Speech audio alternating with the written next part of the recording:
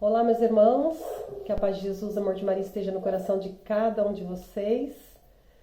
Eu me chamo Érica, sou serva do grupo de oração Vaso Novo e hoje nós estamos encerrando a missão que o Senhor nos inspirou para que pudéssemos nos aprofundar na vida dos santos, né? E hoje estamos aí para meditar um pouquinho juntos sobre a vida de Santa Joana d'Arc. Essa foi a santa que o Senhor escolheu para que eu me aprofundasse na vida dela. Confesso que a princípio não fiquei surpresa, porque eu achei que eu já conhecia a vida de Santa Joana d'Arc. E mergulhando um pouquinho, eu percebi que eu não conhecia nada. Então, que nós possamos juntos mergulhar na vida dessa santa tão espetacular. Amém? Joana d'Arc nasceu em Domremy-la Pucelle, é uma cidade da França, no ano de 1412, na data de 6 de janeiro.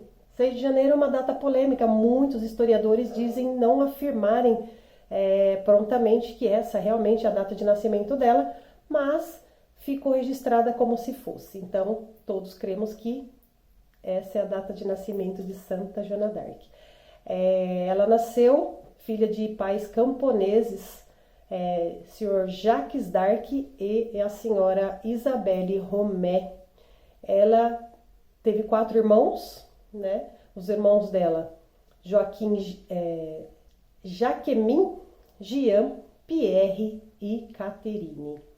A criação dela foi uma criação muito católica, que era a tradição da França naquela época, do século XV. E ela, enquanto camponesa, ajudava os pais no cultivo das terras que eram de posse deles. Era uma família humilde, tinham poucas terras e viviam daquilo. Joana d'Arc nasceu num período onde a França estava em guerra contra os ingleses pelo controle das terras e do trono francês. Essa guerra era a Guerra dos 100 Anos. Ela foi iniciada em 1337 e foi finalizada no ano de 1453. E ao longo desse período, vários acordos existiram entre as duas coroas, porém, nada muito concreto que pudesse encerrar com a guerra numa época anterior. O rei Eduardo III, né, rei da Inglaterra, queria dominar a qualquer custo a França. A guerra afetou a vida de muitos franceses na época, inclusive a da família de Joana d'Arc. Foi uma época que trouxe destruição, doenças, fome a todos eles. E o vilarejo onde Joana d'Arc residia com a família dela ficava no Ducado de Borgonha, muito próximo aonde os ingleses colocaram suas tropas. Então ali eles viam a movimentação toda dos ingleses, inclusive numa ocasião essa aldeia onde ela morava e com a família dela foi incendiada. Aos 13 anos de idade, ela alegava ouvir vozes e ver imagens, né, ter visões, e dizia que essas vozes motivavam ela a ingressar na luta contra os ingleses e ajudar na coroação do rei francês, Carlos VII. Segundo a camponesa, essas visões e essas vozes seriam de ninguém menos que São Miguel Arcanjo, Santa Catarina de Alexandria, Santa Margarida de Antioquia, só. E hoje nós, observando um pouquinho, estudando os detalhes, né, que vem anterior aqui essa parte da história de Joana d'Arc, a gente entende, observando com os olhares, né, com os nossos olhares de hoje, a gente já vê o apelo de Deus nesse tempo para que as coisas acontecessem da maneira que ele queria, né? Nós já começamos a entender o motivo espiritual de que esses santos tão espetaculares falassem com Joana d'Arc, né?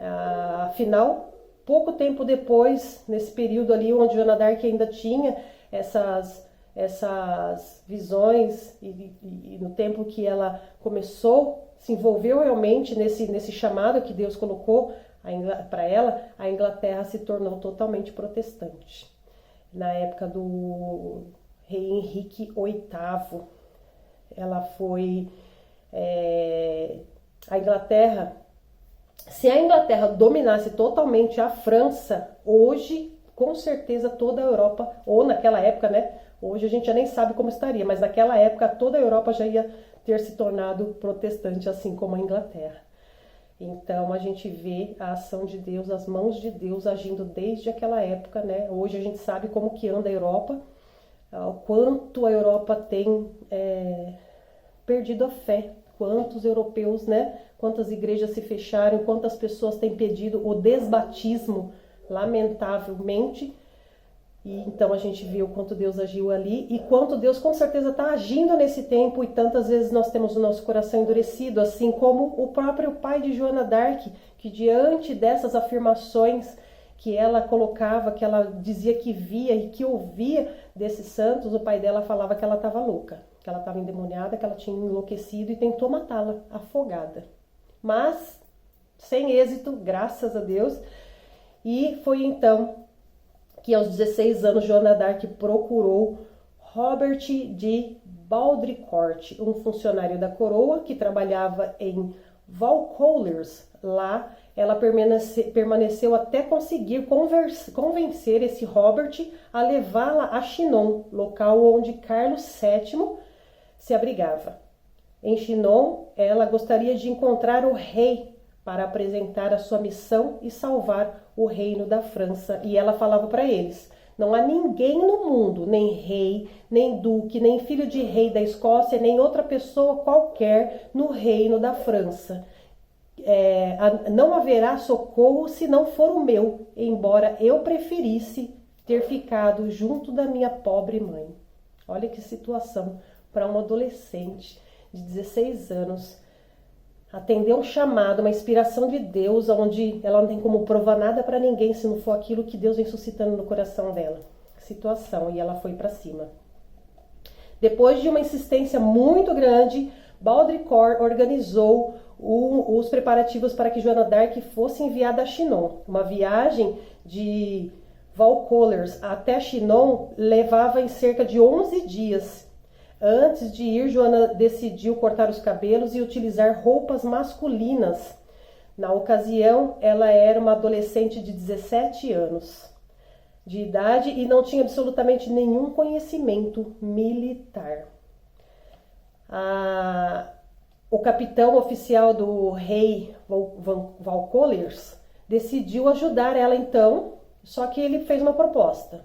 Ele falou: você vai ter que passar por uma sessão de exorcismo, porque a gente precisa ter certeza que isso não é possessão demoníaca. E ela falou que tudo bem. Então eles fizeram uma sessão de exorcismo, foi comprovado que ela não tinha nada, fizeram um monte de exames nela, exame de virgindade, exame de muita humilhação, e tudo ela aceitou passivamente para fazer a vontade de Deus. O encontro de Joana d'Arc com o rei aconteceu em 1429. Ela fez essa viagem de 11 dias até Chinon a cavalo.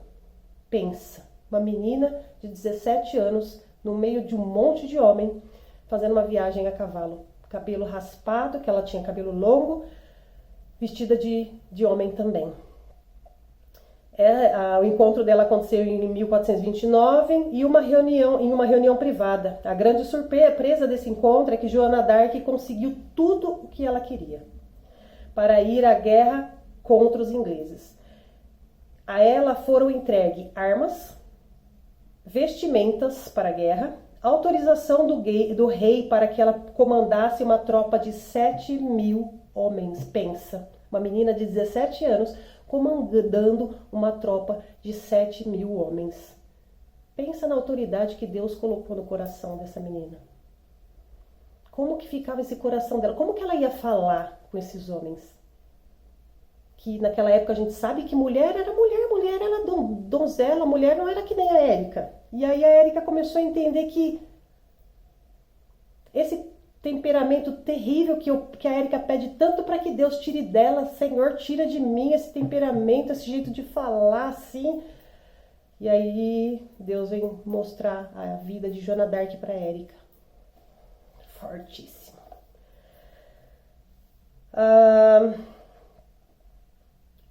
Historiadores teorizam que o que pode ter acontecido para que Carlos VII tivesse aceitado e acreditado em Joana d'Arc.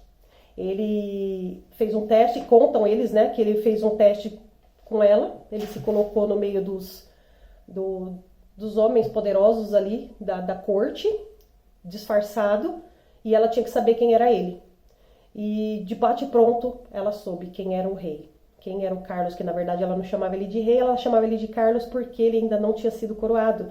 E inclusive ele aceitou também a ajudá-la por isso, porque ela falou que ela ia ajudar ele a ser coroado para que acontecesse a cerimônia de coroação dele como rei da França. E ele acreditou nela. Um dos motivos, né, segundo os historiadores. A primeira participação de Joana d'Arc na Guerra dos 100 Anos se deu em Orleans. Essa cidade francesa estava sitiada por tropas inglesas desde 1428. O objetivo do cerco deles ali era fazer com que a fome dizimasse com a população de Orleans e assim eles conquistassem ela com mais facilidade.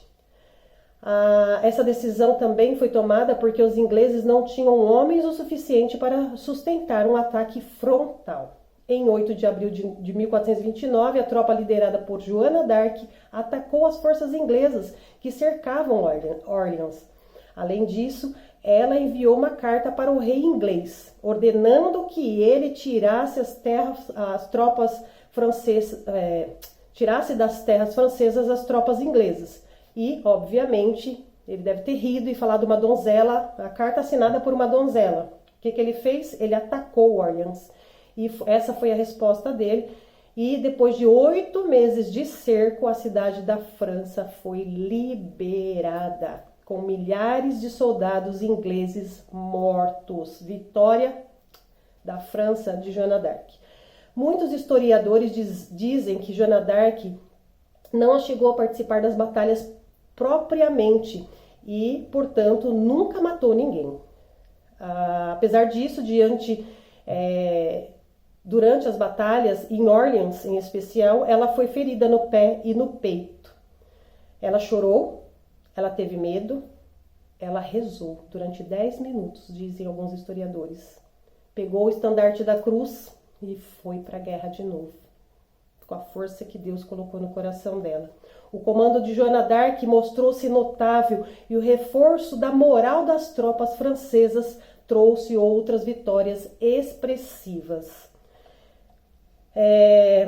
Carlos VII pôde ser oficialmente então coroado o rei da França nessa cidade, assim como Joana d'Arc havia dito para ele, proclamado, profetizado na vida dele.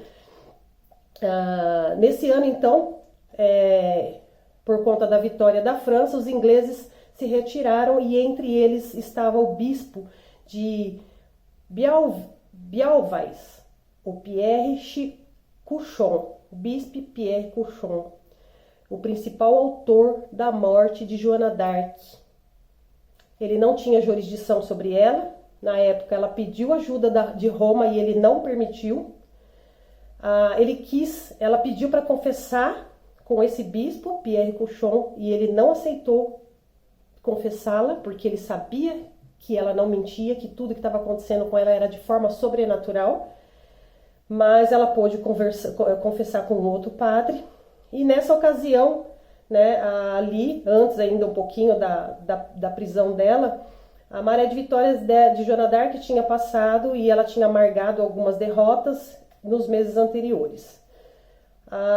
Ela motivou esses soldados de forma sobrenatural e isso, você imagina uma jovem adolescente de 18 anos, 17, 18 anos ali lutando, incentivando e motivando e levando esses homens para a vitória, né? Aumentando a moral deles para que eles pudessem agir de forma que viesse trazer a vitória para a França. Então, Joana d'Arc foi acusada de heresia, de bruxaria, das mais diversas formas, passou 8 meses presas e o rei francês não fez nada para ajudá-la. Em 1431, o julgamento de Joana d'Arc sentenciou a sua morte em fogueira.